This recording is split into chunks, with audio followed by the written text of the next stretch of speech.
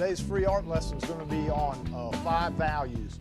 I did part 1. I showed making piles of color out of white and a dark color, say purple, and having 5 distinct values. 3 being right in between 5 and 1. This is white, that's cobalt violet, and then making a 3 that's right in between. This is number 2, that's in between 3 and 1, and then 4 is in between 3 and 5. And we painted on a black and white photo, and I showed how you can just take an old photo out of the newspaper and break it down and paint right on top of it.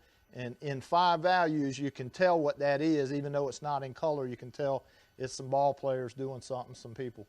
So that's pretty interesting. Now what we're going to do now is we're going to do exercise number 2, which is we're going to take those values that we mixed up, those 5 values, and we're going to try to figure out what this would be on a color photo. What these exercises do, and I suggest you do them in your studio when you don't feel like painting one day, don't want to start any big project, is just grab a newspaper and mix up 5 values and paint right on the newspaper. Because what you're doing is you're training your eye to identify values and to group values. A newspaper photo may have, 25 or 30 values in it, and you have to break them down into 5. So, where there may be a 12, 13, and 14, number 12, 13, and 14, if you were having value scale, you're just saying that number 12, 13, and 14 is going to be number 3. So it's a good way of averaging all the values. So now what we're going to do is we're going to do a color photo, because color will throw you off. You may look at that green water and you may say, wow, I think that's a number 4 or number 3. You might find that that's not true. So what we're going to do is we're going to paint right on this photo and try to make this photo in 5 values. And it should still read like a guy on a longboard on a wave. So let's stick with my method of painting number 5 first. Reason for that is the easiest to figure out. The darkest darks are always the easiest to figure out. So we know his shorts and right up here in his hair area is going to be the darkest dark. So we're going to paint that number 5.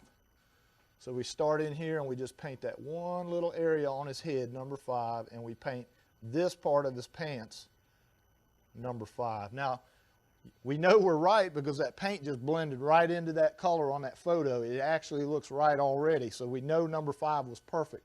Well, it usually is. 5's easy and 1's easy. It gets a little hairy after that, but that's why we're working on the exercise. So let's take number 1 now, which is just pure white. And let's paint pure white on the lightest part of this photo. So the lightest part of this photo, and what we're doing is we're averaging. Now, you see how that white is a little bit different than the wave? That's okay. We want to save our number 2. It's a little bit lighter than the wave if you squint your eye, but we're still going to say that that's a number 1, okay?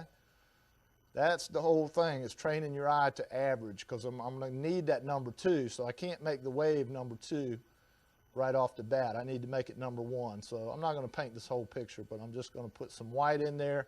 We know that that's the wave. We know that little bit of board is number 1, and a little highlight on his ankle and up there, okay? And along this wave, right along this wave, there's a little bit of white. Working on this is making me homesick because I live at the beach, so I'm getting a little homesick painting this. All right, so now number 5's done and number 1's done. Now let's go to number 4. What looks like number 4 on here? Remember, it's the second darkest dark. So what we got to do is we'll pick some up and we'll try placing it in different places. So we know well, I actually got that 4 a little bit too light. Let's go ahead and make that darker. I got that 4 about a number 3 right now, so that's why it's not reading right. Let's go ahead and make this 4 so that it matches this. There we go, that's better. All right, so now let's put it in. Let's put it in under his arm, on the back of his elbow, just a little tap on his elbow and down this forearm, and on his face. Okay, behind the leg. See how it melts right in? I mean, it's almost like when you're painting on it, it's a little different, but it's not real different. So I'm going to paint under the board with a number 4 too. So basically, the top of his head is a number 4 also. Okay? All right, so I know that I got number 5 done, number 1 done, number 4 done. Now I'm going to go to number 2 because it's the second easiest to figure out. Let's see, no, it's the fourth because it's 5, 1, 4, and now we're working on 2. So what we're going to do is we're going to take that 2 and see where that 2 is. And usually the 1s and 2s are on the light surfaces, the parts that the light hits. So it's pretty easy to figure out that probably number 2 is right along his back, and and that little bit of his skin showing right there is still going to be a number 2 because it's the same value as his shirt, but it's a different color. And that's what I mean by color throwing you off, because you would have never suspected probably that could be a 2. And look, that when I put a number 2 over the light parts of his skin, that's the right value for the light part of his skin too. And that's a really small shape, so I can't really do it. But see how it matches? All right, so that's tell you what, that's pretty close to that too. So guess what? That whole thing, see how I dabbed it on there? When you dab it on there, it blends right in, doesn't it? So that tells you that this is also a number 2. So what I'm going to do is just paint all the way around. Look how that blends right in to the color. So we know that that's a number 2. So guess what the last big shape is? What's left? We did 5, 1, 4, 2. The only thing left is a 3. That's the cool thing. You don't have to think 3 out because 3 is already done by process of elimination. So we'll take 3. We'll make sure 3 is that color because we're going to need pretty much of it. I want to tap it right onto my value scale. You need to make one of these. You need to have one hanging in your studio or take one outside with you because this thing is irreplaceable.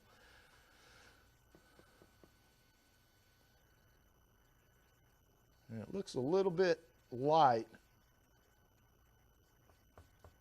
Looks a little bit light, so I'm going to darken it down just a tad so I can see some difference in it. There we go.